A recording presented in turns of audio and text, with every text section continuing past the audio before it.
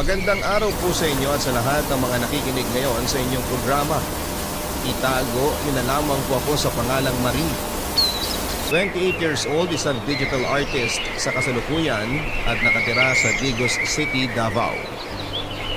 Ang sabi sa akin ng lola ko noon na kapag nag-asawa raw ako, lahat daw ng klase ng hirap ay mararanasan ko. Lalo na kapag nakasama ko ang mga biyanang ko sa iisang bubong. Pero lagi niyang payo sa akin na kahit na anong klase ng ugali meron, ang mga magiging biyanang ko ay dapat ko raw silang mahalin at irespeto. Kagaya ng kung paano ako sa aking magiging asawa. Dahil darating din ang panahon na makikita nila ang pagmamahal ko sa kanila at susuklian din nila yon ng pagmamahal. Pero paano nga ba maipapakita ang pagmamahal at respeto sa kanila gayong kahit na anong maganda o mabuting bagay ang ipakita sa kanila ay may masama pa rin silang nasasabi sa akin? Papadudot kaka-18 ko lamang noon nang ako ay mag-asawa at nasa second year ng college at kakatapos ko lang ng vocational course sa kursong IT. Nang matapos ko yun ay hindi ko na tinuloy pa ang pag-aaral ko, lalo pa at hirap din ang aking lola sa pagpapaaral sa akin. Simula kasi ng baby pa ako ay siya nang nag-alaga sa akin nung iwan ako sa kanya ni mama pagkasilang sa akin. Nakatira ako dati sa Takurong pero nakarating ako ng Digos City dahil sa paghahanap ko ng trabaho at natanggap ako bilang promodizer ng isang food company. Mga ilang buwan nga lang ay isa sa mga katrabaho kong babae ang nag-offer sa akin na sa kanila na muna ako tumuloy para hindi ko na raw kailangang magbayad ng boarding house. Basta ba mag-share na lang daw ako para sa pagkain at tubig. Total din ay mas malapit daw ang bahay niya sa pinagtatrabahuhan namin. Hindi kagaya ng boarding house ko na nasa isang oras din ang biyahe. Naisip kong malaki rin ang makikipid ko kung tatanggapin ko ang offer niya. Isa pa ay mahal din ang upa sa boarding house na sana ay naipapadala ko na lamang kay lola. Papadudot dahil sa kagustuhan kong makatipid ay tinanggap ko ang offer ng katrabaho ko at nagsishare ako ng pera para sa pagkain at tubig. Every 2 weeks naman ay umuwi ako ng Takurong para bisitahin si lola na sa tita ko pansamantala nakatira. Pinagbuti ko ang trabaho ko at ang pakikisama ko sa katrabaho ko. Pero mga ilang buwan pa lamang ako sa kanila ay nireto na ako ng lola niya sa anak nitong matandang binata. Inatungan pa yon ng mga kamag-anak nila na kung ayaw ko raw ay malaya akong makakaalis sa lugar nila. At doon na nga pumasok sa eksena si Nel na kamag-anak pala ng katrabaho ko dahil magpinsan pala sila sa lola. Pag inanak ko siya noong isang beses ay bumili siya sa tindahan ng kanilang lola. Eksaktong ako ay nagbabantay. Hanggang sa maya't maya, araw-araw ay doon siya bumibili at kinakausap ako sandali. Pero nakahalata naman ang lola nila kaya naman napagalitan ako at sinabing huwag daw akong masyado makipag-usap sa ibang lalaki. Dahil masagwa raw tignan na kung tutuusin ay hindi naman ibang tao sa kanya. Ipinagsawalang bahala ko na lamang ang mga sinabi niya. Total, ay maghahanap na rin naman ako ng bagong boarding house. Narinabigla na lamang ako isang beses. Dahil alas 3 yon ng madaling araw nang maalimpungatan ako dahil sa mahinang katok sa aking bintana. At tumambad sa akin ang nakangiting mukha ni Nel. At may dalang 2 tasa ng umuusok pang kape.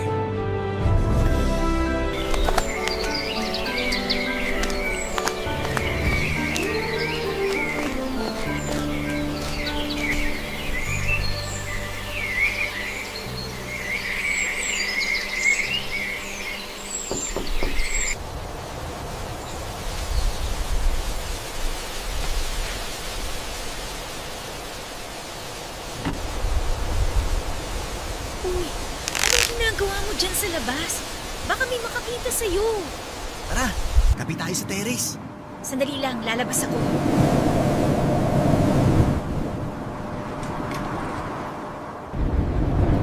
Akala ko di ka na lalabas eh. Huwag mo naman kasing mambulabog. Pag may nakakita sa atin dito, issue na naman to. Anong masama? Magkakapihan lang tayo tsaka magkukwentuhan. Para namang hindi mo alam ang ugali ng mga tao dito. Masyadong malasyoso. Hayaan mo sila. Ang importante, wala tayong ginagawang masama. Ang hirap naman kasi pag pinuntahan kita rito ng sikat ng araw. Mas maraming matang nakatutok sa atin. Baka kasi mahuli tayo dito. Alam mo naman ang lola mo. Magbubunga nga na naman yun pag nalaman niya nag-uusap tayo dito sa labas ng ganitong oras. Ganyan talaga si Lola. Masanay ka na. Lahat na lang binibigyan niya na mali siya. Sige na, inumin mo na yung kape mo. Baka lumamig yan. Salamat pala dito ha. Kumusta ka naman dito? Ayos naman. Medyo stress lang ako sa matatanda dito.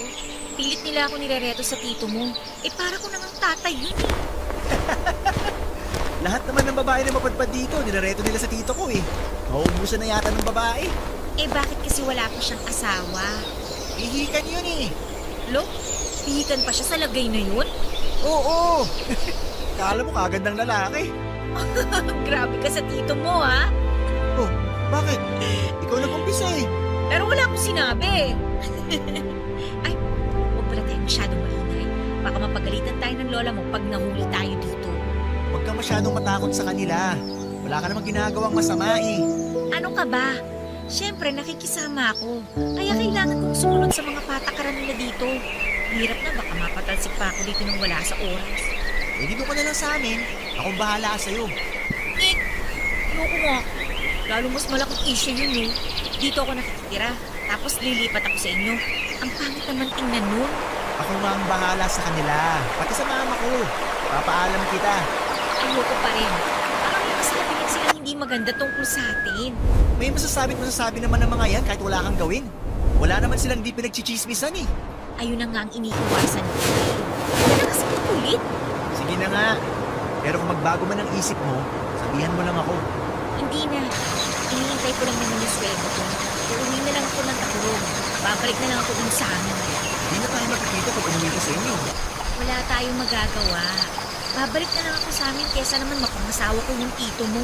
Pero pwede ka naman pumasyal sa amin kahit kailan mo gusto. Ako yung babae tapos ako yung papasya sa bahay ng lalaki. Eh kung marunong nga lang bumiyahe mag-isa, ako mismo papasyal sa inyo eh. Hayaan mo na.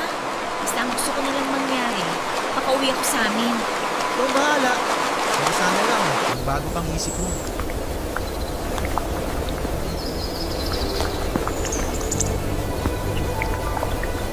Papadudot matapos ang pag-usap namin yon ni Nel, ay naging gawain na niya ang katukin ako ng alas 3 ng madaling araw sa bahay ng kanyang lola at dalhan ako ng kape. Pero doble ingat pa rin kami sa takot na baka mahuli kami ng lola niya at may ibang taong makakita at kung ano pa ang isipin tungkol sa amin. At sa ilang linggong pagkakakilala ko sa kanya ay masasabi kong mabait siya. Kaya naman agad ako nagkaroon ng crush sa kanya.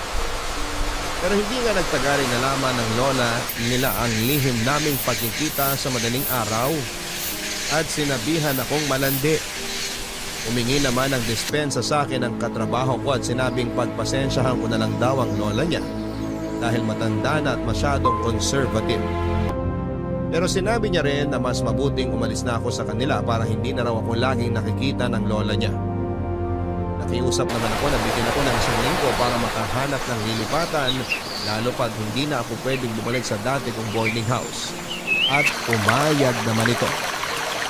Isang araw pa ay pumasyal ako sa binyaran na binabantayan ni Nel na malapit lamang sa bahay ng lola ng katrabaho ko. At nang malaman nito yon ay naggalit ito ng gusto. Nagulat na lang ako nang datnan ko sa labas ng bahay nila ang mga gamit ko nang makabalik ako. Panay pa ang sigaw niya na malandi akong babae kaya lumayas na raw ako sa bahay niya. Nagulat din ako sa biglang pagsulpot ni Nel sa likod ko at pilit na inaawat ang kanyang lola. Sa totoo lang, papadudot ay gustong-gusto ko nang umuwi ng Takurong ng mga oras na yon. Dahil bukod sa masakit sa loob ko ang mga sinabi nila sa akin, ay nakaramdam ako ng matinding hiya lalo pa at pakaramdam ko ay wala akong kakampi ng mga oras na yon. Pero wala naman akong sapat na pera, masahe dahil malayo-layo pa ang araw ng sahod ko. Hindi naman ako makahiram ng pera sa mga kamag-anak ko dahil alam kong gipit din sila. Si Nel na nga mismo ang dumampot ng mga gamit ko. Sa kanya ako hinila papunta sa kanilang bahay. Papadudot gulong-gulo ng mga oras na yon ang isipan ko. At wala ako sa sarili para isipin pa kung ano ang tama at mali. Pero dahil ayoko na ng panibagong issue ay tumanggi ako sa offer niyang yon. Na doon muna ako pansamantala sa kanila. Isa pa'y masagwang tignan dahil nakikitira ako sa bahay ng tito niya tapos ay lilipat ako sa kanila. Iginiit naman niya na siya raw ang bahala sa akin at siya na rin daw ang bahalang magpaliwanag sa lola at tito niya pati na sa pamilya niya. At dahil wala na akong lakas para makipagtalo pa sa kanya ay hindi na lamang ako kumibo, Papa Dudut. Mas kinabahan ako ng gusto nang dumating ang mama ni Nel kinahapunan galing sa pagtatanim ito ng mais sa bukid at saktong kalalabas ng ni Nel galing sa banyo. Kaya't agad niyang hinila ang ina palayo para kausapin. At dahil nga sa malayo silang dalawa ay hindi ko marinig ang pinag-uusapan nila. Pero base sa itsura ng mama niya at matatalas na tingin sa akin ay alam kong hindi nito gusto ang mga sinasabi ni Nel, Papa Dudut. Matapos nga nilang mag-usap ay nakangiting lumapit sa akin si Nel at sinabing pumayag na ang mama niya na doon muna ako sa kanila pansamantalang tumira. Nagpasalamat naman ako at sinabi kong hindi naman ako magtatagal at hinihintay ko lamang ang sahod ko para makauwi ng Takurong. Pero inirapan lamang ako ng mama ni Nel. At tabi ko nga sa pagtulog ang mama niya sa gabi dahil mahirap na raw at baka mapikot ko ang anak niya. Pero ilang araw pa nga lang akong naroroon ay kumalat na ang chismis na nag-asawa na raw si Nel at ako ngayon. Nagalit naman ang mama ni Nel sa mga nagpapakalat ng chismis na yon at sinabing hindi niya papayagang makapag-asawa ng dayo si Nel at pinagsawaan lamang ng tito nito. Nasaktan ako sa mga sinabi niya dahil unang-una sa lahat ay berhen pa ako at hindi ako pakawalang babae. Pero hindi ko magawang maisatinig yon dahil iniisip ko si Nel. Alam kong hindi niya magugustuhan kung sasagot-sagutin ko ang mama niya pero kabaligtaran pa ang nangyari. Dahil galing siya sa trabaho noon at nakarating sa kanya lahat ng chismis at kung ano ang mga sinabi ng mama niya. Ma, ano itong narinig kong chismis sa mga kapitbahay? Ha? Ano na namang chismis yan? Nag-usap na tayo tungkol sa pagtira ni Marie dito, di ba? Pumayag na kayo eh. Pero kailangan mo ipakalandakan niyo pa sa ibang tao na pakawalang babae siya? Bakit? Di ba mo? Pagkatapos sa bahay ng tito mo, dito naman siya sisigse? Ay, anong masama doon, ma? Inalaya siya doon, kaya nakinupupo na natin siya, di ba? Ikaw nga ang nagpumilit na patirahin natin dito yung babaeng yan. Eh, hindi nga natin kilala yan eh. Eh, malay ba natin kung saan lupalop yan nagaling at kung anong klaseng tao yan? Oo, dayo lang siya rito, pero hindi sapat na dahilan yun para husgahan niyo siya ng ganyan. Isa pa, ang patunay niya na pakawalang babae nga siya. Dahil lang ba sa sinasabi ni Lola? Kahit ano pang sabihin mo, hindi na magbabago ang tingin ko sa babaeng yan. Man naman, bigyan niyo naman siya ng pagkakataon. Kilalanin niyo muna siya bago niyo siya husgahan. Alam ko mabuting tao si Marie. Mabuting tao? Naalala mo ba nung huling nagpatira ako rito nang hindi natin kilala? Anong ginawa niya? Tinraidor tayo. Ang mga pinsan mo nag-away-away nang dahil sa kanya. Nagnakaw siya sa mall at napilitan pa tayong tubusin siya sa presinto. Pwes ibahin niyo si Marie. Hindi siya kagaya ni Rika. Pare-pareho lang yan mga yan. Kunwari mabait, pero nasa loob naman pala ang kulo. Excuse me po, tita. Isang linggo na lang naman po makukuha ko na yung sahod ko. Aalis po ko kagad kapag nakuha ko na po yung sahod ko. Ay, mabuti kung ganon. Hirap na nga kami kung saan kukuha ng panggastos namin sa pagkain. Eto ka naman, dumagdag sa pakakainin. Ma, tama na yan. Nagtatrabaho naman ako, di ba? Kulang pa sa atin yung sinasahod mo, Nel. Tapos nagdagdag ka pa. Nagtatanim na nga ako ng mais sa bukid kasi kulang talagang sinasahod mo para sa atin. Ano pala si Kuya, ma? Nagtatrabaho din naman siya, di ba? Ang sweldo ng kuya mo, maliit lang kumpara sa sinasahod mo. Kaya nga ang sahod ng kuya mo, kulang na kulang din para sa kanilang dalawa ng asawa niya. Sigarilyo, alak at sugal pa lang nila. Eh di na lang mauubos ang pera nila. Hindi ba't katwiran yun, ma? O ano? Hindi natin makakainin ng ate at kuya mo? Ganun ba? Pero yung ibang tao, napapakain mo? Di na ako makikipagtalo sa inyo. Di rin naman ako mananalo eh. Pero please lang, tigilan nyo ng pagkakalat nyo ng chismis tungkol kay Marie. Lalong-lalo ng pagsasabi nyo pakawala siyang babae nang wala naman kayong matibay na basihan. Eh ano bang magagawa mo kung ayaw ko? Ayaw nyo. Pero kapag buhay nyo pinagkakwentuhan ng iba, galit na galit kayo. Abay, natural! Di naman totoo yung mga sinasabi nila sa akin eh. Malamang magagalit talaga ako. Yun na nga. Ganyan na ganyan din ang ginagawa nyo kay Marie ngayon. Teka nga lang, sino bang pinapanigan mo? Yang sampit na yan o ako na nanay mo? Wala akong pinapanigan, ma. Mapagitna ako. Wala naman kasi kayong matibay na basihan tungkol sa mga binibintang nyo kay Marie. Ah, ganon. Eh di sige, magsama kayong dalawa.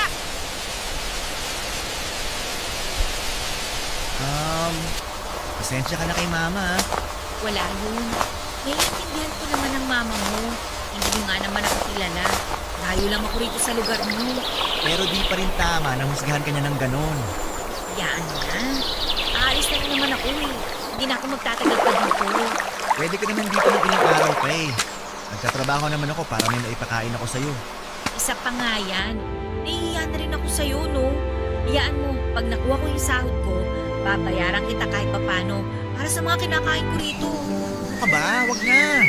Para ka namang ibang tao eh. Ibang tao naman talaga ako, di ba? Hindi ah. Espesyal ka kaya para sa akin. Lo? Ay, ganun? Oo, bakit? Masama ba? Wala ka namang boyfriend, di ba? Tama. Eh ano bang hanap mo sa isang lalaki? Responsable, mabait, madiskarte, masipag, tsaka matanda ng 3 taon sa akin. Aba, ako na yan. Pwede nga.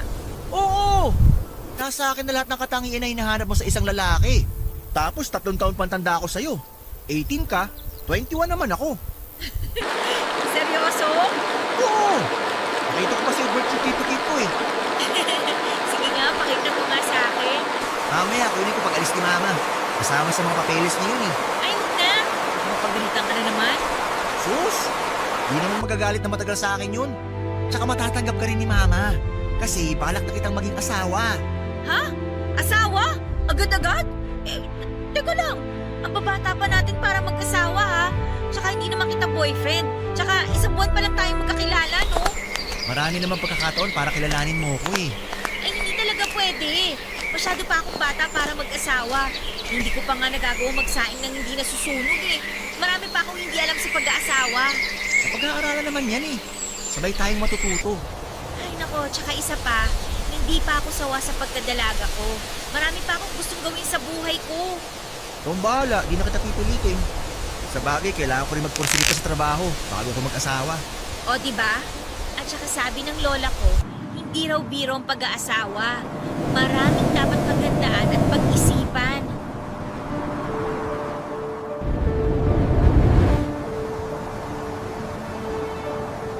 Matapos nga ang pagtatalo ni Nel at ng kanyang mama ay ako naman ang kinausap niya. Nabigla pa ako sa mga sinabi niya sa akin lalo na ang tungkol sa usaping pag-aasawa. Sa totoo lang ay gustong gusto ko si Nel ng mga panahon yun dahil hindi rin naman siya mahirap magustuhan.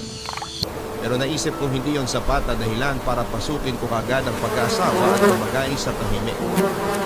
Bukod sa pareho pa kaming mga bata ay wala rin kaming stable na trabaho ng mga panahon yun. May trabaho man kami ay maliit lamang ang kita at seasonal pa.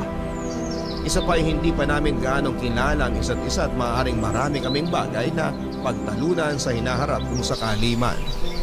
Pero ang pinaka-kinakatakutan ko noon ay ang mama niya na alam kong hindi ako matatanggap bilang manugang. Magkakaroon lamang ng mas malalang gulo sa pagitan namin kung sakali mang ako ang makatuluyan ni Nel. Papadudod si Nel nga ang breadwinner ng pamilya nila kaya naman buong pamilya niya ay sa kanya nakaasa. Naikwento niya rin sa akin na hindi siya nakapagtapos ng elementarya man lang. Ayon pa sa kanya ay pinangsugal ng tatay niya ang perang pinadala ng mama niya noon na sana ay pambayad niya ng tuition kaya naman hindi siya nakapag-enroll. At dahil nga roon ay sumama ang loob ni Nel sa kanyang ama at hindi na siya nag-aral pa. Sa murang edad niyang 10 taon ay sumabak na siya sa pagtatrabaho sa bukid at nariyan nagtatanim siya ng palay, mais at nag-aani ng pananim. At dahil nga sa hindi nakapagtapos ay nahihiya niyang sinabi sa akin na hindi siya natuto magbasa at magsulat maliban na lamang sa pangalan niya. Basic alphabet at mga numbers pero bukod doon ay wala na. Nakaramdam ako ng awa sa kanya nung ikwento niya sa akin ang kwento ng buhay niya. Naisip ko na lang na may mga magulang pala talagang hindi iniisip ang kinabukasan ng kanilang mga anak. Sa magawa lang nila ang bisyo nila. Sinabi nga ni Nel na kung mag-aasawa man daw siya, ay gusto niyang ako yun. Pero naalala ko ang sinabi ng lola ko sa akin noon na hindi ko makikilala ang tunay na ugali ng isang tao hanggat hindi ko ito nakakasama sa isang bubok. Kaya naisip ko rin na baka sa una lamang siya mabait sa akin. Pero sa pamamalagi ko noon at sa araw-araw niyang panliligaw sa akin, ay mas nakilala ko kung sino at ano ba talagang ugaling meron si Nel. Hanggang sa lumalim na nga ang nararamdaman ko para sa kanya. At hindi ko na ginusto ang mahiwalay sa kanya, Papa Dudut. Kalaunan nga ay opisyal ko nang sinagot si Nel sa panliligaw niya sa akin at hindi na niya ako pinayagang umalis pa sa kanila. Sa una ay nagalit ng gusto ang mama ni Nel pero wala na rin po itong nagawa noong mapagtanto niyang seryoso kami sa isa't isa. Alam kong maraming tataas ang kilay dahil sa naging desisyon ko at sasabihin ang bata ko pa. Kaya naman ay sana ay pinag-isipan ko mabuti ang pinasok ko. Pero mahal na mahal ko na si Nel ng mga panahong yon.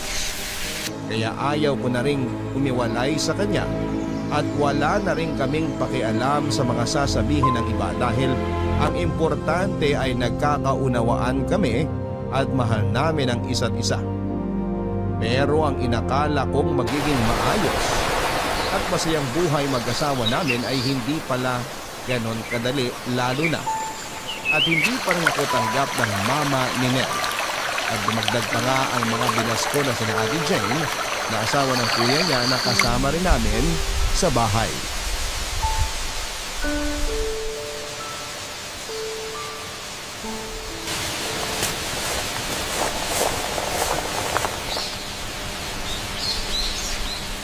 Oy Marie, matagal pa ba yan? Wala pa ako sa kalahati eh.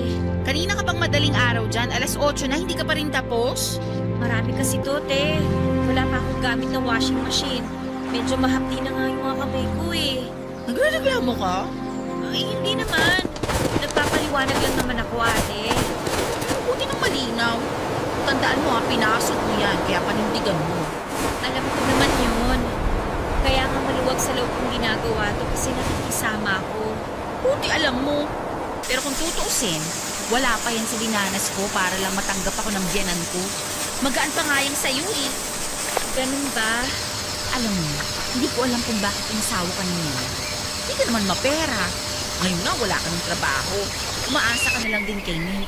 Isa pa, ang daming mga chismosang pinag-uusapan si Nel. Kasi, inasawa niya, alaga ng tito niya. Ay, ano? Di ka na naman magsasalita. Bakit? Nakakahiya ba? Te, baka pwedeng iwan mo muna ako para matapos ko na din ito. Pinapaalis mo ko? Ano to, bastusan? Kinakausap pa kita tapos paaalisin mo ko? Eh, hindi kita pinapaalis. Nakikiusap lang ako na iwan mo muna ako. Para sana matapos ko na itong paglalaba. Total, minamadali mo ko. Sumasagot ka pa talaga? Ano bang pinagmamalaki mo, ha? Pinulot ka lang naman ni Nel nung tinapon ka ng tito niya. O ano? Sumama mo makatingin na. Lalabang ka? Eh, pareho lang naman tayong manugang dito ah. Hindi ko alam kung ba't ang laki ng galit mo sa akin, te.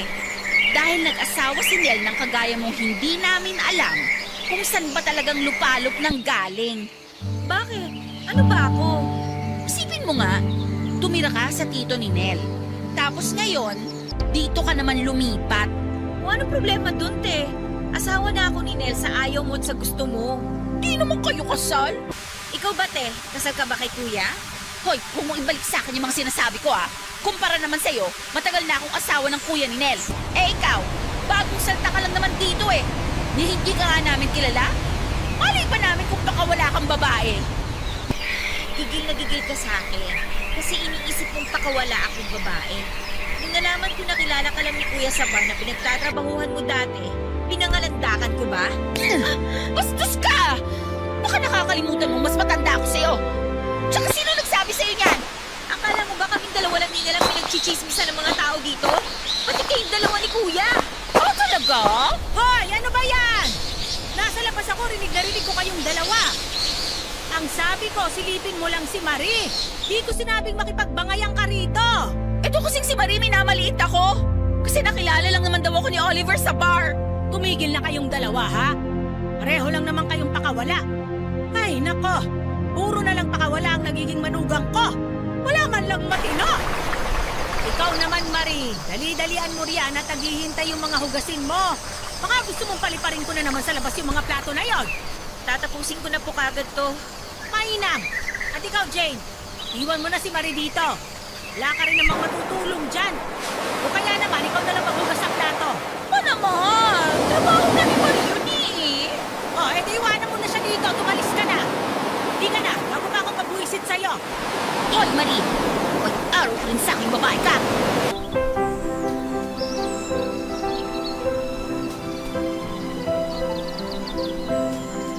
Noong makaalis na sila ay pinagpatuloy ko na lamang ang paglalaba dahil may mga plato pa akong dapat na hugasan. Iyak na lamang ako dahil hindi ko matanggap ang mga panlalait nila sa akin. Sa totoo lang ay walang problema sa akin kahit tambakan nila ako ng sangkaterbang trabaho sa bahay. Pero ang hindi ko matanggap ay nakakarinig pa ako ng panghahamak ng pagkatao ko mula sa kanila. Hindi ako pakawalang babae pero kahit na paulit-ulit kong sabihin yon, ay hindi pa rin nagbabago ang tingin nila sa akin. Gustong gusto kong ipagtanggol ang sarili ko pero pagod na akong ipaliwanag ang sarili ko. Kung sarado naman ang isip at puso nila, nakilalanin akong mabuti. Nang mga panahong yon ay wala na si Nel dahil nagtatrabaho ito sa Maynila bilang construction worker ay wala siyang kaalam-alam sa mga nangyari sa akin. Hindi ko na lamang ikinuwento sa kanya kapag tumatawag siya sa akin dahil ayoko na rin na mag-worry siya at lagi ko na lamang sinasabi na ayos lamang ako. Papadudot halos 6 na buwan ay sa akin lahat ng gawaing bahay. Ako ang naglalaba ng damit naming lahat at dahil 5 kami, ay talaga namang natatambakan ako ng labahin sa isang linggo. Kaya naman kada 2 araw ay naglalaba na ako. Wala rin kaming gripo noon kaya sa poso ako nag-iigib ng tubig. Halos magkanda-kuba-kuba ako sa pag-iigib dahil ang tatay ni Nel at ang kuya niya ay hindi ko rin naman mapakiusapan na mag-igib dahil nahihiya ako. Ako rin ang naghuhugas ng mga plato, nagluluto at naglilinis ng bahay. Pero kahit na ganoon ay hindi ako nagreklamo dahil yon ang buhay na pinili ko. Matagal na rin akong walang trabaho dahil natanggal ako sa trabaho at sa pagkakaalam ko ay sinaraan ako ng katrabaho kong babae. Kaya bigla na lamang akong tinanggal ng walang pasabi. Kaya hindi ko man aminin ay totoo ang sinabi ni Ate Jane na umaasa na lang din ako kay Nel. Naikwento ko na rin kay Lola lahat ng nangyari sa akin at naawa siya sa akin ng gusto. Pero dahil nga sa nag-asawa na ako ay hindi natuwa si Lola at naintindihan ko naman na masama ang loob niya sa akin dahil masyado pang maaga para mag-asawa ako. Ang sabi ng Lola ko ay pwede naman akong umuwi sa Tacorong, total ay wala pa naman kaming anak. Pero mahal ko si Nel, kaya hindi ko siya kayang iwanan. Kaya naman sinabi ni Lola na wala na siyang pakialam sa akin. Basta maging mabait na manugang na lang daw ako sa mga biyanan ko at huwag akong lalaban kahit na ano ang mangyari. Pero tila sinusubukan ng Diyos kung gaano kahaba ang aking pasensya. Nang malaman kong ipinangsugal niya ang perang pinadala ni Nel na pambayad sana namin ng kuryente. Ma, Oh, bakit? ano po to? Ba't may disconnection notice tayo sa kuryente? Oh, anong gagawin ko dyan sa papel na yan? Disconnection notice to, ma. Mapuputulan tayo ng kuryente. Ha? Patingin nga. Eh, ba't gano'n? Akala ko sa susunod na linggo pa sila mamumutol ng kuryente. Nakaaga. Hindi po yun ang punto ko. Ba't may disconnection notice tayo? Ba't tayo mapuputulan ng kuryente? Ma, binibigay namin sa inyo ni Nel yung pambayad sa kuryente, di ba? Tapos may nagsabi pa sa akin na ang lakas nyo na tumaya sa sugal. Anong gusto mong palabasin? Na inuubos ko sa sugal at ginagastos ko sa walang kakwenta-kwentang bagay ang pera ng anak ko? Ganun ba? Kaya nga po tinatanong ko kayo kung ba't tayo may disconnection notice. Ibinibigay naman namin sa inyo yung pambayad ng kuryente. Ingrata ka? Ang lakas naman ng loob mo na kwentahin na pinapadalang pera ng anak ko? O sige, ginastos ko yung pera. Nagsusugal ako pero maliit lang ang taya ko at pinambibili ko ng pagkain natin yung sobra. Binibigay nyo lang naman sa akin saktong pabayad ng kuryente ah. Ano, hindi tayo kakain? Anong pagkain po? Ako yung bumibili ng pagkain natin, ma. Hindi ko po iniaasa sa inyong pagkain. Dahil yung binibigay po sa akin ni Nel, yun ang pinambibili ko ng pagkain natin. Ha? Pinagmamalaki mo yung binibili mong itlog? Hotdog? Tosino? Tilapia? Tapos puro gulay? Eh, hindi mo man lang magawang bumili ng manok o kaya baboy? Ano, tinitipid mo kami sa pagkain? Ay, kayo na po ang nagsabi na kulang ang perang pinapadala ni Nel. Kaya wala po akong choice kundi pagkasyahin yung perang hawak ko para lang po kumpleto tayo makakain sa isang araw. Pasensya na po kayo kung sa tingin nyo tinitipid ko kayo, ma. Pero hindi po talaga ganun. Alam mo, naiirita ako sa iyo eh. Kung makaasta ka, akala mo ikaw ang gumagastos. Eh, pera naman ang anak ko yan ha. Sa'yo lang pinapadala. Pero ano, tinitipid mo kami. Tinitipid mo kami yung pamilya niya. Hindi ko po tinitipid, ma. Kailangan ko lang po talaga na pagkasyahin yung perang pinapadala niya. Pagkasyahin? Mapupuslip ka na may tatabing pera. Ma, wala po kong tinatabing pera. Lahat po ng padala ni Nel sa mga gastusin dito sa bahay na pupunta. Sinungaling! Alam na alam ko yung mga ganyang tipo mo. Eh ano ngayon kung ginastos ko yung pera? May magagawa ka ba? Baka nakakalimutan mo, nanay ako ni Nel. Kaya kung ako sa'yo, ayusin mo yung pagsagot-sagot mo sa akin, ha? Baka di kita matansya. Wala kang utang na loob. Pagkatapos kitang tanggapin sa pamamahay ko, ganito'y gaganti mo sa akin? Sorry po, ma. Iniisip ko lang naman po yung sasabihin ni Nel kapag nalaman niyang naputulan tayo ng kuryente. Eh di sabihin mo, nagastos ko. Dami mong sinasabi. Masyado kang makwenta. Ay, Alam mo, simula nang mapangasawa ka ng anak ko, di na ako nakakahawak ng pera. Samantalang dati-rate kapag sahod niya, sa akin lahat ang bagsak. Hihingi lang siya sa akin pag may bibilin siya. Pero ngayon, sa'yo lahat napupunta. di ba binibigyan naman po kayo ng 500 ni Nel kada Sabado? 500? Pinagmamalaki mo na yung 500? Anong gagawin ko sa 500? Sige nga, mababayaran ba ng 500 yung mga utang ko? Eh bakit po ba kasi kailangan niyo pang mangutang? Ano bang pakialam mo? Itong tatandaan mo, ha? Alamin mo kung saan ka lulugar. Yung pakalat-galat ka. At isaksak mo sa kokote mo na hindi ka legal na asawa ni Nel. Kasal lang kayo sa banig. Ha!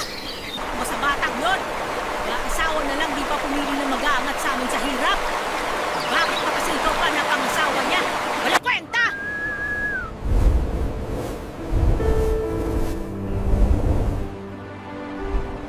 Papadudot ng lumo ako matapos ang pagtatalo namin yon ng biyenan ko. Hindi ko na alam kung ano bang klase ng pakikisama ang kailangan kong gawin para matanggap niya ako para sa anak niya. At dahil nga sa pagtatalo namin yon ay hindi ako kinibon ng biyenan ko. Kapag kinakausap ko naman siya ay tila wala siyang naririnig.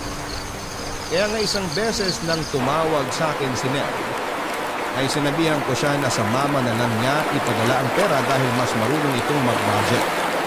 Naisip ko kasi na kung sa mama niya babagsak ang pera, ay hindi na ito maghihinangkit kaya kahit nagtataka si Nel ay pumayag na lamang siya. Para na rin wala nang masabi ang mama niya lalo na sa usaping pera at gastusin sa bahay. Sa ilang buwan nga papadudot ay ang biyenan ko ang humahawak ng perang ipinapadala ni Nel. At sa ilang buwan na yon ay hindi man lang siya nag-abala na abutan ako kahit magkano. Pero hindi ko na lamang yung inintindi dahil wala rin naman akong bibilhin para sa sarili ko. Isa pa ay hindi ako mahilig gumastos dahil alam ko ang halaga ng bawat piso at ultimo sentimo, lalo pa at napakahirap kumita ng pera. Sa ilang buwan nga na yon ay nagtiis kami ng walang kuryente. Ni hindi nag-abala ang biyenan ko na gumawa ng paraan para maipakabit ang kuryente. Pero nakikita ko siya na pasugal-sugal lamang. Naawa ko kay Nel ng mga panahong yon dahil mabigat ang trabaho niya. Pero ang perang pinaghihirapan niya ay napupunta lamang sa wala. Alam kong wala akong karapatan dahil sabi nga ng biyenan ko ay hindi kami kasal. Kaya hindi pa talaga kami legal na mag-asawa. At dumating na nga ang kinakatakutan kong pag-uwi ni Nel na sobrang nagtataka dahil wala nga kaming kuryente. Agad na kinumpronta ni Nel ang mama niya at tinanong kung bakit wala kaming kuryente. Ang alam kasi ni Nel ay ibinibigay ko sa mama niya ang pambayad ng kuryente at isa pa ang biyenan ko na walang humahawak na mga perang pinapadala niya. Minasama naman yon ang kanyang mama at sinabing nag-asawa lang daw siya ay nag-iba na ang ugali niya at nahawa na raw ito ng pag-uugali sa akin. Pero agad naman akong dinipensahan ni Nel at sinabing nagtatanong lamang siya kaya huwag na nitong ibahin ang usapan. Lalo na at namumblema siya dahil tapos na rin ang trabaho niya sa Maynila kaya pansamantala na siyang walang trabaho. Nagalit ng gusto ang biyenan ko sa pagkumpronta sa kanya ni Nel at sinabing kulang na kulang ang ipinapadala nito. Kaya wala raw karapatan si Nel na kwentahin siya at tanungin kung saan napupunta ang pera. Naglabas din naman ng salubin si Nel na hindi niya pinupulot kung saan-saan ang perang pinapadala niya. At napakabigat ng trabaho niya para lamang kitain ang perang yon. Nagtalo pa sila at galit na minura si Nel at sinabing wala itong utang na loob sa pagpapalaki nito sa kanya. At kung tutuusin ay anak lang daw nito si Nel at wala itong karapatang pagsabihan siya ng ganon. Pero bago pa lumalim ang pagtatalo nila ay inawat ko na si Nel at sinabi kong hayaan na lamang niya dahil nangyari na. At dahil nga sa wala ng trabaho sa Maynila si Nel ay bumalik siya sa pagtatanim ng palay sa bukid para kahit papaano ay may pakain kami sa isang araw. At habang ako naman ay naiiwan sa bahay ay wala pa rin kamalay-malay si Nel sa mga nangyayari sa akin at kung paano ako itrato ng pamilya niya.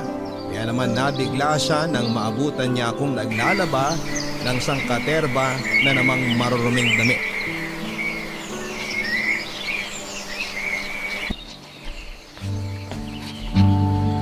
Mahal! Ay, kabayong malandi!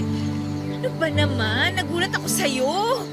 Mahal, hindi kita napansin. Ba't ang aga mo? Nahihilo ko kaya umuwi muna ako. Pero ba't ikaw naglalaban ng mga damit na yan? Hayaan mo na. Trabaho ko naman to eh. Anong trabaho? Mahal, obligasyon mo na maglaban ng damit. Pero hindi nilang lahat. Ang dapat nilalaban mo lang yung mga damit natin. Ang dami niyan, tapos kukusutin mo lahat yan? Hindi naman yata tama yan. Hoy! Nel, narinig ko yung sinabi mo ha. Eh ano ngayon kung nilalaban niya yung mga damit namin? Alamin niya ang lugar niya rito sa bahay at matuto siyang makisama. Ganitong klase bang pakikisamang sinasabi nyo? Na pati damit nila kuya at ang asawa niya pinalalaban nyo sa asawa ko? Nel, hayaan mo na. Kaya ko naman to. Hindi mahal. Hindi ko papalagpasin to. At anong gagawin mo? Natural lang na magtrabaho siya rito sa bahay dahil hindi siya doon niya rito. Ano? Tutunga nga lang siya rito maghapon at walang gagawin? Tinuturuan ko lang ang asawa mo ng mga gawaing bahay. Wala namang kaso sa akin yun eh. Kung turuan nyo siya sa mga gawaing bahay. Pero yung i-ask nyo pa kay Marie yung trabaho dapat ni Ate Jane, di na tama yun. Hindi ako nag-asawa para gawin nyo lang katulong. Ah, ganon! Kung ayaw mo na ginagawa namin to sa asa-asawahan mo, ba't hindi na lang siya umalis rito? Ang hirap na nga ng buhay natin, nagdagdag ka pa ng isa pang palalamunin! Ma! Magdahan-dahan kayo sa mga sinasabi nyo kay Marie. Kaya nga ako nagtatrabaho, di ba? Para masuportan ko kayo lahat sa abot na makakaya ko. Kung tutuusin nga, ako dapat na magreklamo eh. Sa akin yun ang lagi pinasasalulan ng gastos. Hindi lang naman ako nagtatrabaho. Kung tutuusin, dapat tinutulungan ako ni Kuya. Pero anong ginagawa niya? Pinamibisyo lang nila mag-asawa yung sinasahod niya. Yung wala siyang kusang makapag para sa gastusin dito. Uy! Walang Pare hiya mo ka! naman, Ma! Kailan ka pa natutong sumagot ng ganyan? Ma, tama na po. Uy, Ma! Huwag mo akong manlawag-tawag na mama! Hindi kita anak! Ito ba? Ito ba tinuturo mo sa anak ko? Ang sumagot-sagot sa akin? Ma, hindi po. Tama na, Ma! Huwag na huwag yung magbubuhatan ng kamay ang asawa ko! Tingnan mo na! Ngayon sinisigawan mo ako! Dahil sa walang kwentang babae ito! Nag-iba na talaga ng gusto ang ugali mo simula nang makilala mo yan! Hindi, Ma! Ang dami na nagsusubong sa akin tungkol sa mga ganap dito sa bahay. Pati itong mga ginagawa niyo kay Marie. Pero di ako naniniwala kasi ang alam ko, tanggap niyo na siya. Isa pa, di ko naman nakikita kasi ang bait-bait niyo sa kanya kapag kaharap ako. Pero totoo pala yung mga subong sa akin ng mga kapitbahay. Isa pa yung si Ate Jane. Subukan niyo ulit saktan si Marie. Pasensyahan tayo, Ma. May kalalagin siya sa akin. Pati ni si Kuya. Punong-puno na ako eh. Pero dahil pamilya ko kayo, lagi ko kayo iniintindi. Eh ako ba, naisip niyo kung di ba ako nahihirapan? Naisip niyo ba kung kailangan ko ng tulong? Wala ka na talagang respeto! Pati ang kuya at ate mo, dinamay mo pa! Dahil lang sa babaeng to! Kasal man kami o hindi, asawa ko na si Marie. Kaya sana, irespeto niyo rin siya bilang parte na ng pamilya natin. Ngayon, hindi ko talaga siya matanggap. Gagawa ko ng paraan para makasal kami kahit suwes lang. Hindi! Di mo makakasalan tong babaeng pakawala na to! Di pa ka walang babae si Marie! At alam na alam ko yun! Kaya kung pwede, tumigil na kayo! Tigilan niyo na si Marie! Kung ayaw niyo naman, mabuti pa sigurong bubukod na lang kami. Para naman maisip ni Kuya kung gaano ka nagpapakahirap sa trabaho para magustusan ko lang ang gaso dito sa bahay. Habang siya, panay pasarap sa buhay! Ha! Eh di bumukod kayo! Tingnan ko lang kung kaya nyo!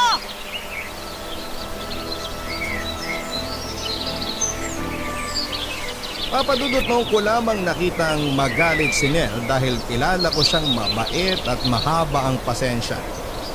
At doon ko nga napatunayan na ang mababait ay nakakatakot magalit. Inausap ko naman siya at sinabing magpalipas muna sila ng init ng ulo at sama ng loob dahil nanay niya pa rin naman si Mama Vanjie at hindi niya dapat yon sinasagot-sagot at sinisigawan. Ang sagot lang niya sa akin ay pasensya dahil napuno lang daw talaga siya at sumabog na lahat ng inipon niyang sama ng loob. Pero magsosorry naman daw siya sa kanyang mama kapag humupa na ang tensyon. Halos 2 linggo rin na hindi sila nagkibuan pero nag-aabot si Nel ng pera sa mama niya. 1 linggo na rin kasi mula nang makapagtrabaho ulit siya sa construction site. Malapit lang sa amin at sinabi pa niyang may ibinibigay na maliit na lupa sa kanya yung architect nila dahil natuwa raw sa kasipagan niya.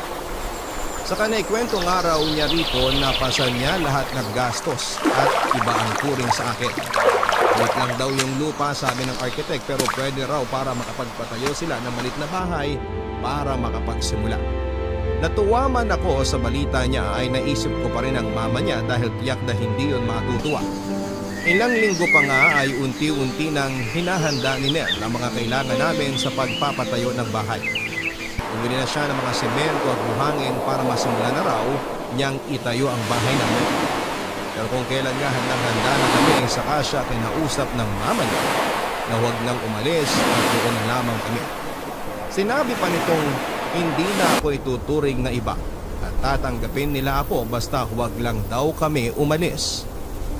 Kalaunan nga ay napapayag din si Nel na huwag kaming umalis dahil naaawa rin siya sa biyenan ko. Pero unti-unti ay tinayuan niya pa rin ang bahay ang lupa na ibinigay sa kanya. Para raw sa oras na kaya na namin at ready na talaga kaming maglukod, ay may malilipatan kami kaagad.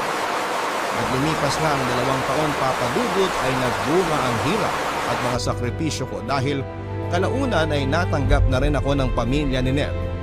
Lalo na noong isilang ko ang panganay naming anak na lalaki.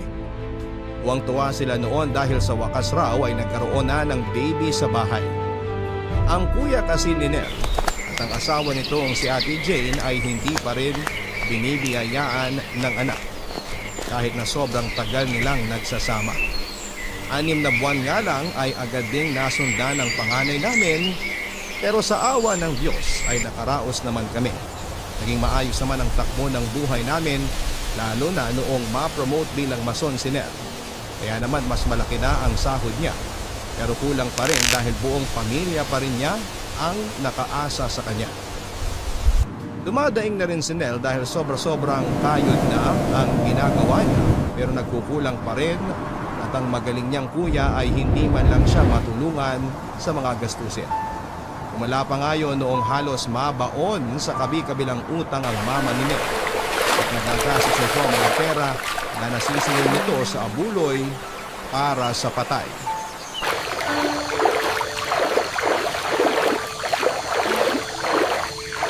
Ay, mababaliw na ako.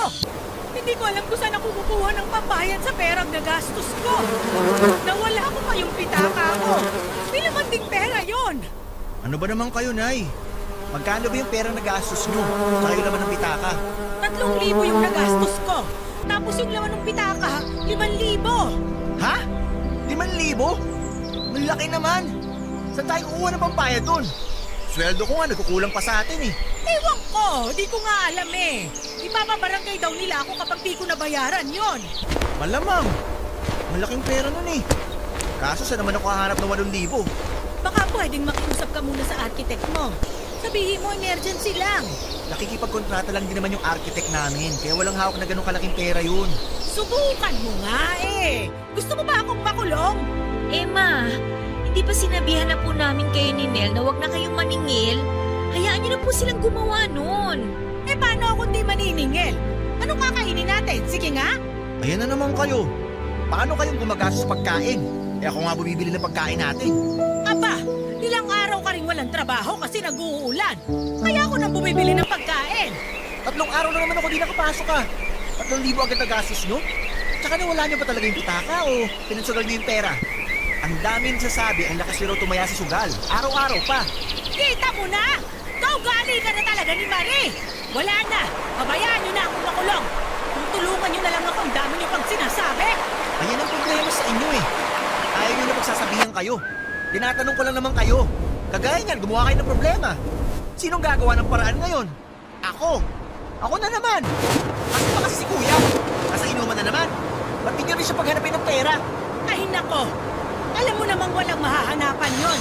Paano? Sirarin sila sa mga pinagkakautangan nila. Kaya wag mo nang asahan ng kuya mo.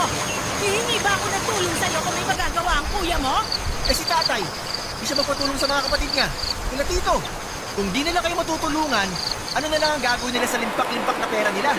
Sabihin niyo sa kanila, hulug-hulugan ko na lang kada sweldo ko. Ay!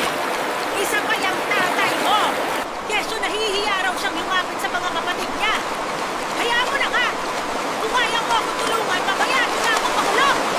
Kaalis na nga! Wala rin naman ako mapala sa'yo! Babaliw na ako talaga sa inyo! Ay, mababaliw na rin yata ako. Wag naman, mahal. May mga anak tayo na umaasa sa atin. Magsubok lang to. Kaya natin to basta magkasama tayo. Salamat, mahal. Kayo na lang ng anak natin ang nagpapatatag ng loob ko. Pamilya tayo. Kaya tayo lang din naman ang magdadamayan. Kaso, di ko alam kung saan nakukuha ng gano'ng kalaking pera. Ay, mama kasi. Di ko alam kung ano tumatakbo sa isip niya. Gagawa-gawa siya ng problema tapos sino mahihirapan? Ako lang naman. Minsan nga naiisip ko, baka masyado kong sinanay si mama na nakadepende lagi sa akin. Hayaan mo na. Wala rin naman tayong magagawa eh. Kahit pagbalik-balik na rin mo man ang mundo, nanay mo pa rin siya. Utang mo sa kanya kung bakit nabubuhay ka dito sa mundo. Alam ko naman yun. Pero hanggang kailan pa magiging ganito? Hanggang kailan ko kailangan bayaran ng utang na loob ko dahil lang sinilan niya ako sa mundo? Shh! Tama na. Huwag ka na magsalita. Marinig ka pa ni mama, lalo kung magalit yun. Aalis na muna ako. Ha? Teka, saan ka pupunta? Maghahanap ako ng pwede mapagsanlaan ng motor ko para mabayaran na yung sabit ni mama.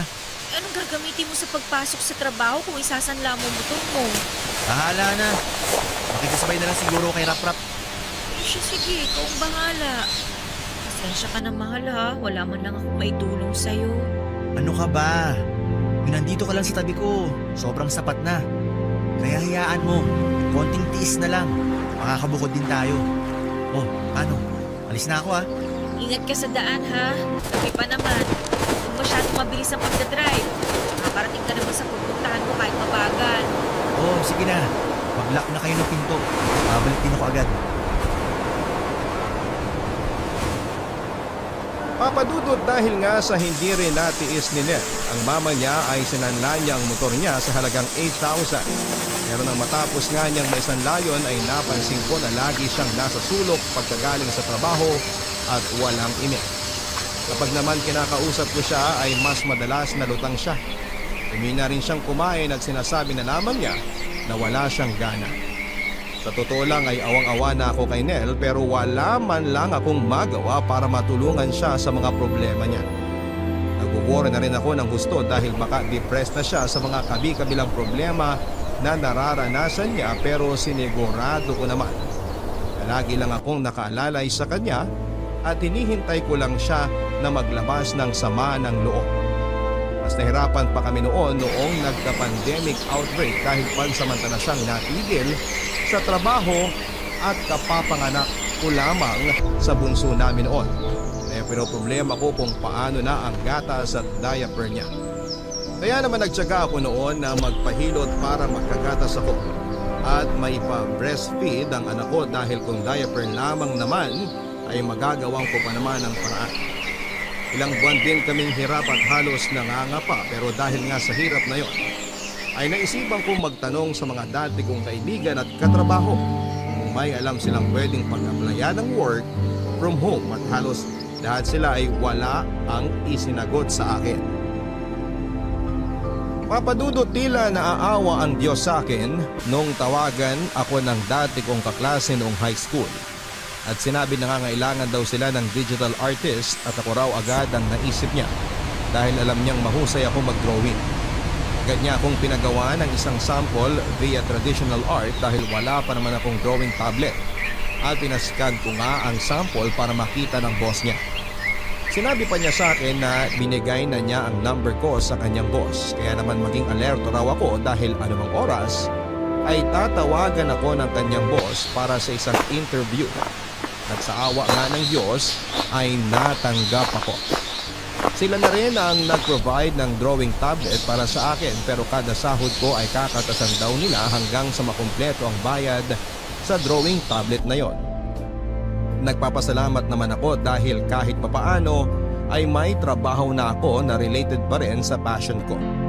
Nang malaman ko nga na malaki pala ang sahod ay mas lalo pa akong natuwa kaya naman masaya kong binalita kay Nel ang magandang balita.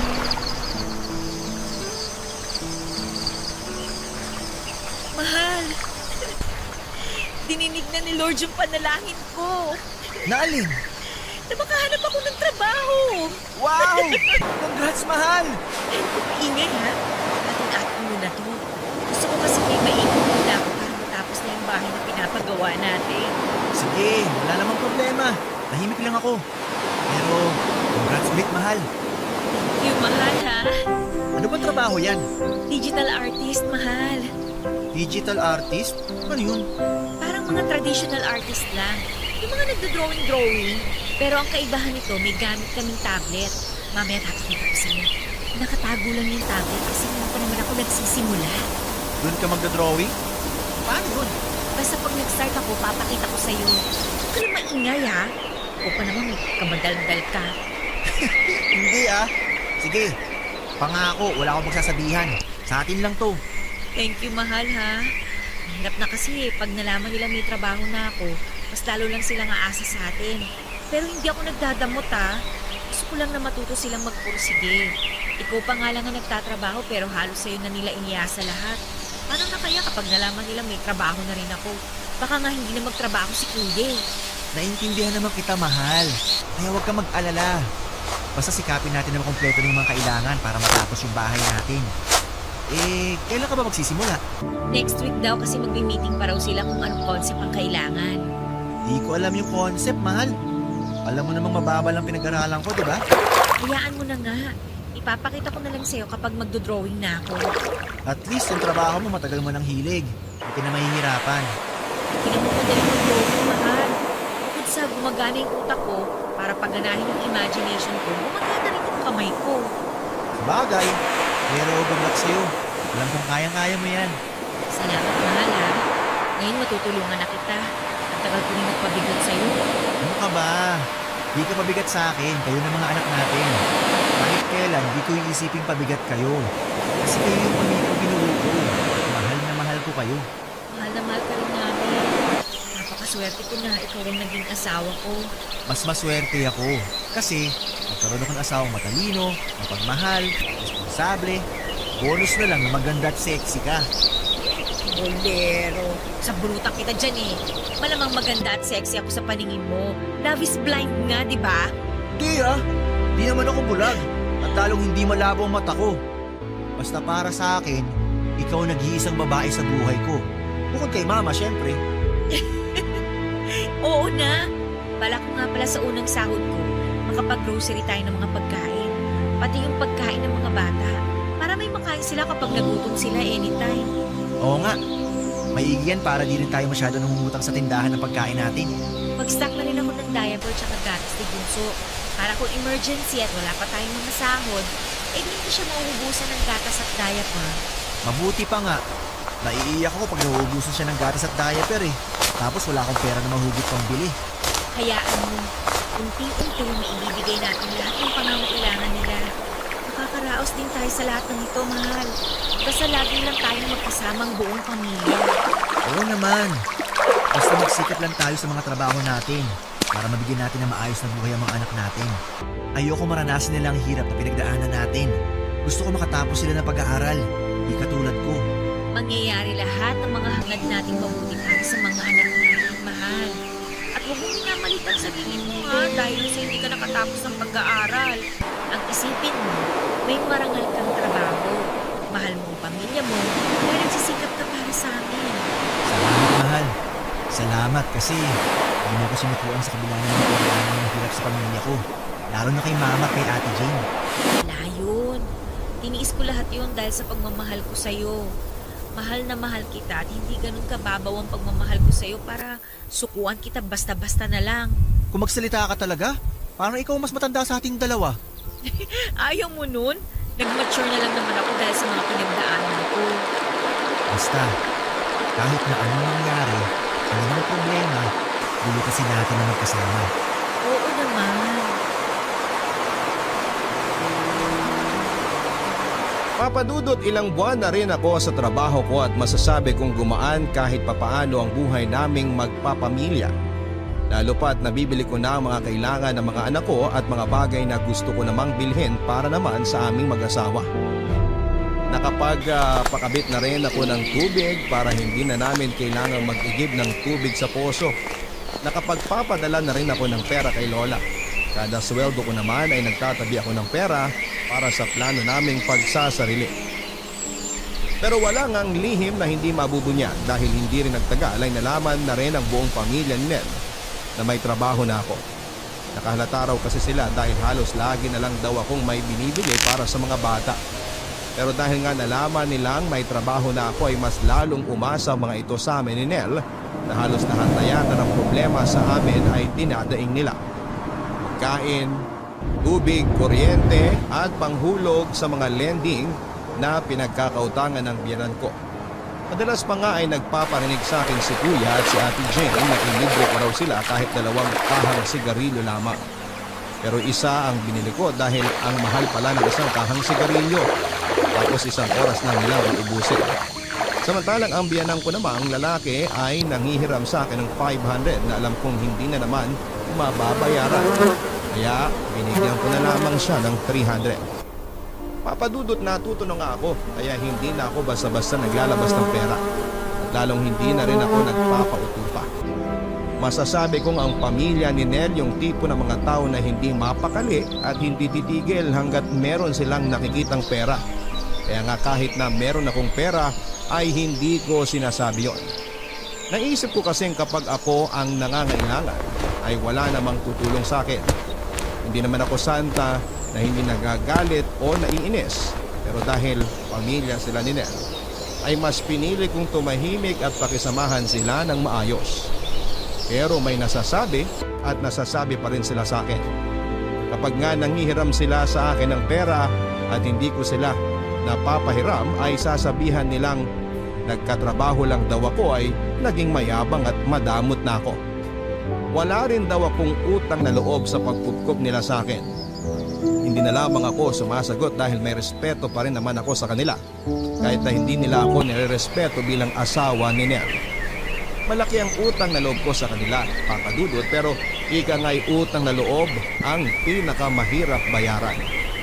Kapag meron namang dapat bayaran kagaya ng kuryente at tubig ay ako mismo ang nagbabayad sa opisina. Hindi ko na rin noobliga ang kuya ni Nel na mag-share dahil iisa lang naman ang lagi nilang sinasagot sa amin. Nawala silang pera. Isang beses nga ay kinausap sila ni Nel na kung ayaw daw nilang magambag sa gastusin sa kuryente at tubig, ay huwag na silang gumamit dahil nakakaya naman daw sa nagbabayad tapos sila ay tamang pasarap lamang sa buhay. Walang iniintindi at kaintulog ng ama ang akala. Isa pa ay simula nang malaman nilang may trabaho na ako ay kaliwat kanan na ang pinag-applyan ng loan ng biyanang kong babae at pinipilit pa akong maging co-maker. Pero paulit-ulit lamang din akong tumatanggi kasi alam kong kapag wala siyang pangbayad ay ako ang sisingilin ng kolektor nila. Sinabi naman sa akin ni Nel na huwag ko nang intindihin ang mga lending ng biyanang ko. At ayaw na rin niyang makialam pa dahil namimihasan lang daw ang biyanang ko. Pero kapag hindi naman ako nakakatiis at alam kong wala talagang pambayad ng biyanang ko, ay nag-aabot ako kahit papaano. Ayaw ko naman na karmahin ako dahil naging madamot ako sa mga biyanan ko.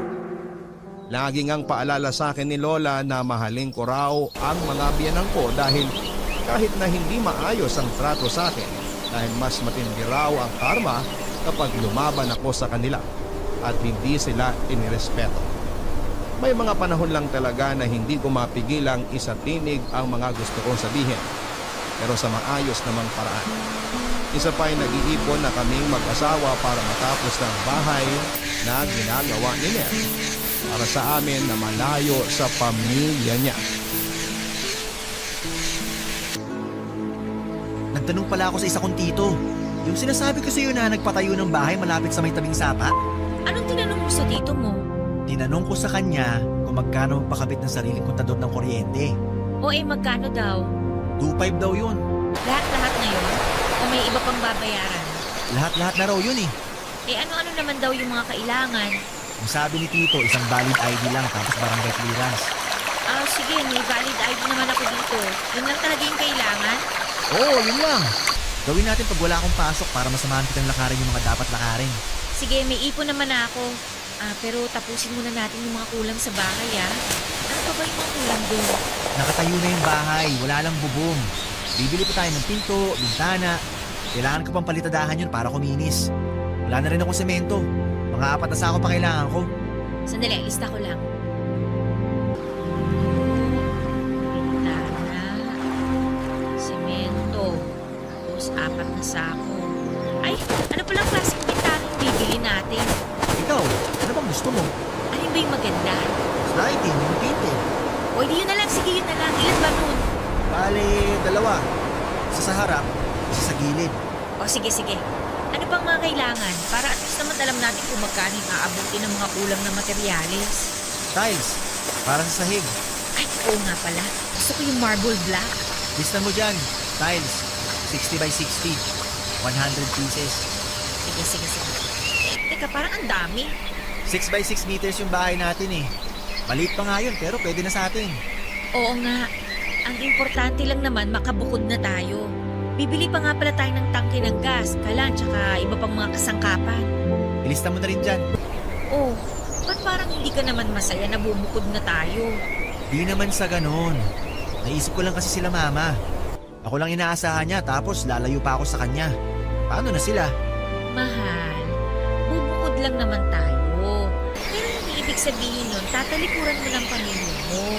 Okay lang naman na tumulong-tulong tayo sa kanila. Pamilya mo yun eh.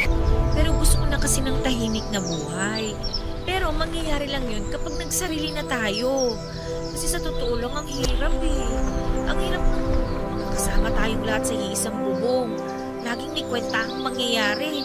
Pakiramdaman lagi sa pagbabayad ng bills. Ilang taon na ako nagtitiis at pilit na iniintindi sila. Lalo na yung kuya mo na walang ginawa kundi magpabigat sa atin. May trabaho nga siya pero yung sweldo niya, Inaubos niya sa alak at sigarilyo. Yung asawa naman niya, ang lakas ding manigarilyo. Sugarol pa. Tapos pag hiningian natin sila ng share sa gastusin, sasabihin sa atin wala silang pera. Ano yun? Habang buhay tayong ganito, Nel? Sa atin sila aasa? Hindi tayo aasenso sa buhay natin kung hindi tayo aalis dito. Kasi yung pamilya mo, imbis na itulak kanila paangat, mas hinihila kanila pababa. Alam mo na dapat yan. Alam ko naman yun, mahal. Pero... Saka isipin mo nga, 3 na yung anak natin, oh. Nag-aaral na yung 2. Hindi nga natin maibigay sa kanila ng buo lahat yung pangangailangan nila. Kasi nga ang daming nakaasa sa'yo, sa atin. Natitipid ko na ng gusto yung mga anak natin, Nel. Kaya nga ako nagtatrabaho para sa kanila eh. Pero dahil nakikisama ako, wala akong choice. Kinuha ko na lahat ng pwede kong gawin. Binigay ko na lahat ng pwede kong ibigay. Hindi ba pwedeng yung unahin ko naman yung sarili kong pamilya? Hindi ba pwedeng kami naman muna ng mga anak mo ang unahin mo? Sorry, mahal. Sorry. Tumahan ka na. Hayaan mo. Bubukod na tayo kapag natapos ko ng bangay natin. Huwag ka nang umiyak. Sorry, mahal ah. Sorry talaga. Tumabog lang ako eh. Pero hindi ako galit sa'yo. Sorry. Wala yun, mahal. Alam kong nahihirapan ka na pero nagbubulag-bulagan ako. Dahil mahal ko rin ang pamilya ko, ayoko matawag na walang kwentang anak. Pero hayaan mo, bawal ako sa inyo. Bubukod na tayo tulad ng plano. Mahal na mahal ko kayo ng mga anak natin. At ayaw na rin kita makita ng hirapan. Salamat, mahal ah. Pasensya ka na kung nasigawan kita. Napuno lang talaga kasi ako eh. Makalipas pa nga ang ilang buwan, Papa Dudut, sa wakas ay natapos na rin ang aming munting bahay. Nakabili na rin kami ng mga gamit sa bahay kaya lilipat na lamang kami. Nagpaalam naman kami ng maayos sa mga biyanang ko pero nagalit pa ang biyanang kong babae dahil inilalayo ko raw sa kanya ang anak niya. Tinanggalan ko raw siya ng karapatan bilang nanay ni Nel. Gustuhin ko man na depensahan ang sarili ko at ipaliwanag hindi ganon ang intensyon ko ay mas pinili ko na lamang na huwag kumibo dahil alam kong mas lalong sasama ang loob niya sa amin kapag nagsalita pa ako. Umalis kami ni Nel doon na may sama ng loob sa amin ng mama niya pero tahimik ako nagdadasal sa itaas na sana ay maintindihan nila kung bakit kailangan naming umalis. Isa pa ay may sarili ng pamilya si Nel at hindi habang buhay ay kailangan nilang dumepende sa kanya. Paminsan-minsan naman ay dinadalaw namin ni Nel ang pamilya niya o kaya naman ay ipinapasyal ko mga bata sa kanila. Inaabutan din namin ng pera at mga grocery ang biyanang kong babae kapag dinadalaw namin siya dahil kahit pagbalik-balik ka rin man ang mundo ay pamilya pa rin sila ng taong mahal ko. Sana lang balang araw ay matanggap nila ang naging desisyon namin lalo pat hindi namin yun ginawa para sa mga sarili namin, hindi para sa mga anak namin. Sa ngayon nga ay masaya na kaming nakatira sa bahay na pinaghirapan namin ng una. Naibibigay na rin namin ang lahat ng kailangan ng mga anak namin at nakapag-iipon pa kami para sa aming magiging kasal sa susunod na taon kahit sa Westland. Naipakilala ko na rin ang personal si Nel sa mga kamag-anak ko, lalong-lalo na kay Lola. Bagamat alam kong nangihinayang si Lola dahil sa maaga kong pag-aasawa, ay masaya naman daw siya. Para sa akin, lalo pa at may mga bago na siyang apo na labis niyang kinagigiliwan. At dito ko na nga po tinatapos ang aking kwento na bagamat mahirap ay alam ko namang worth it sa huli dahil kasama ko ang aking asawa at ang aming 3 mga anak. Maraming salamat po kung isa man po ito sa mapalad na basahin ngayong araw. More power sa inyong programa. Ang inyong forever kapuso at kabarangay, Marie. Maraming salamat, Marie, sa pagbabahagi mo ng iyong kwento at talaga nga namang napakahirap kapag nakapisaan sa iyong biyanan. Yung tipong kahit na anong gawin mong mabuti ay hindi nila ma-appreciate lalo pa at ayaw nila sa iyo simula pa lang. Ang daming bagay na hindi ninyo napagkakasunduan at mas madalas nga ay dahil sa usaping pera. Kaya nga mainam talaga na kapag kayo ay nag-aasawa na, dapat ay nakabukod kayo para maiwasan ang kwentahan, silipan ng mali ng bawat isa at higit sa lahat ay maging tahimik ang buhay ninyo mag-asawa. Huwag din natin na inormalize na kapag anak mo at may trabaho ay ipaparamdam mo sa kanilang obligasyon nilang ibalik ang lahat ng naibigay mo sa kanya simula nang siya ay isilang. Unang-una sa lahat ay obligasyon niyo ng mga magulang dahil isinilang niya ang kanyang anak sa mundong ito. Kumbaga, ang maaari lang na ibigay ng anak sa